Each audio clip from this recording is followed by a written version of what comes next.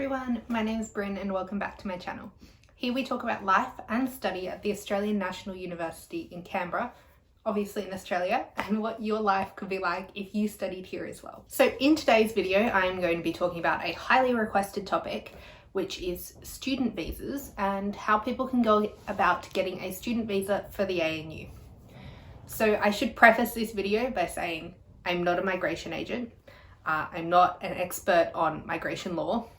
I'm not really even an expert on getting a student visa from the ANU. My only experience in this has been helping my partner with his student visa. So please take all of this information with a grain of salt and go and speak to a professional migration agent, so a registered migration agent in Australia, or a MARA. The government has a website where you can find registered migration agents. Or I think the ANU has support services as well for students trying to gain visas. So with all of that said, I'm going to move on to the video, but please do not take this as your only information. This is simply supplementary information where I will be discussing the process that we went through. So first of all, the most important thing is to decide what you want to study at the ANU. Now, depending on the course you want to study, there are different requirements and different sometimes tests you need to pass, sometimes marks you need to have achieved in your home country, and English levels that you need to achieve. So typically, the English level that you need to achieve is 6, an IELTS 6. However, you can take a bridging English course if you miss out on the English mark. They also take other, so C1 Cambridge level English they take. If you've met the C1 requirement in each of the 4 skills, they'll accept that. But yeah, it depends on what English test you've done. They also accept Pearson English tests as well. And if you've done your studies in your home country in English, whether that be at an international school in a non-English speaking country, or if you're from Canada or the UK or the United States, South Africa, New Zealand, whatever, those countries you obviously don't need to prove your English speaking ability because you speak English as a first language, likely. Anyway, so first of all, you need to apply and get accepted into your chosen course. Make sure you look at the course requirements beforehand, make sure that you have either got the marks to get in or that you are able to do some bridging courses to get those marks if you get accepted. And yeah, apply through the university website.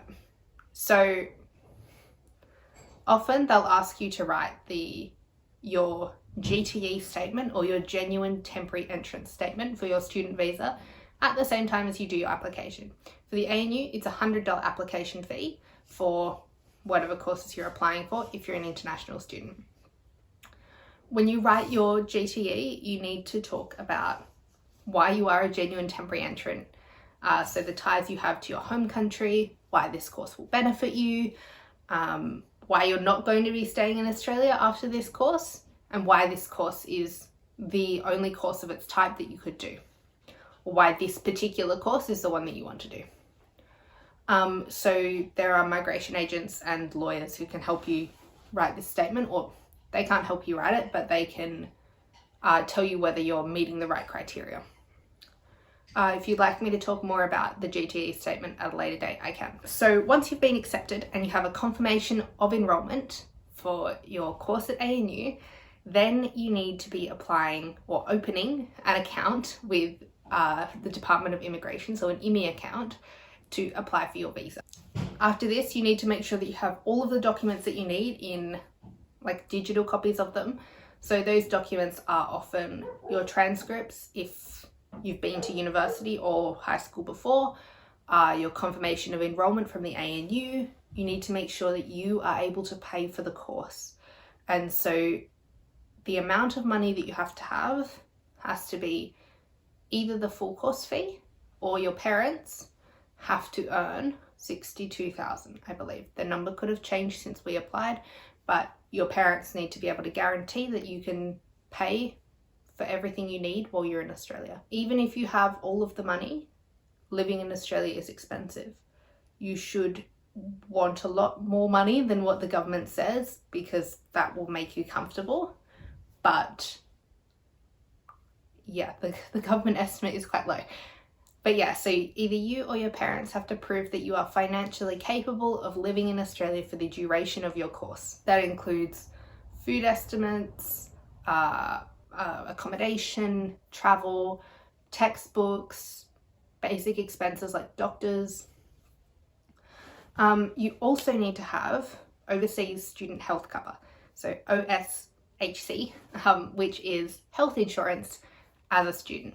So if you have health insurance, you won't have to pay for doctor's appointments typically, but that depends on the insurance company you choose.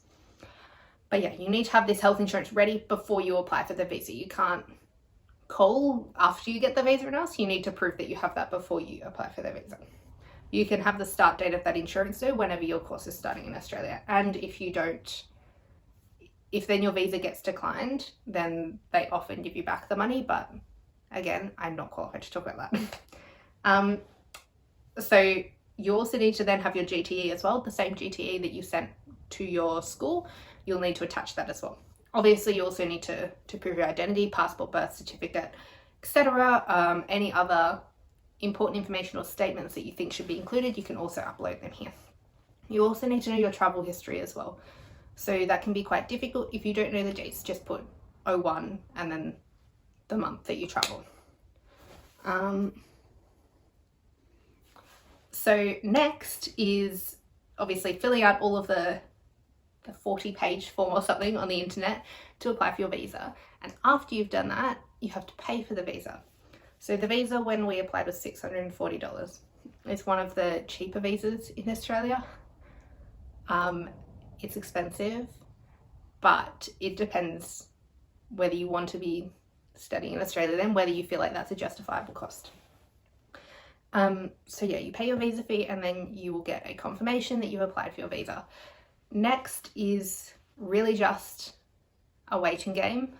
Some people, if you're from a country that is deemed risky, I suppose, you can be asked to have a health checkup and you can be asked to do an interview. So if you haven't provided sufficient information or they believe that it is likely that you want to be moving to Australia because you're fleeing from something in your home country and you want to live in Australia permanently, they can ask you to come to an interview to discuss whether you are actually a genuine temporary entrant. Next comes the exciting bit. You'll get a visa decision. So hopefully that is a acceptance of your visa, and in typical times, not COVID times, then you would have a date that you could enter Australia, and you enter Australia on your student visa. So that's a really exciting time for you, and you know, I wish you guys all the best in your visa applications in the future. If you have any more specific questions, please put them in the comments below. I will try and answer them for you, but as I said before, I'm not an expert. This is just a process that we went through applying for schools in Australia for my partner. Yeah, I can only recommend that you speak to a registered migration agent if you have any concerns. There is a wealth of information on the internet about applying for student visas by people far more qualified than myself, so please look into that as well. And make sure you look at the Department of Immigration student visa website to see exactly what criteria you must meet, because at the end of the day, they have the final say, so you should be trying to meet those criteria. So yeah, I wish you all the best of luck in your ANU applications. It's a great uni and I can't wait to hear all your stories of student visa acceptance and coming to Australia. Bye, see you next week.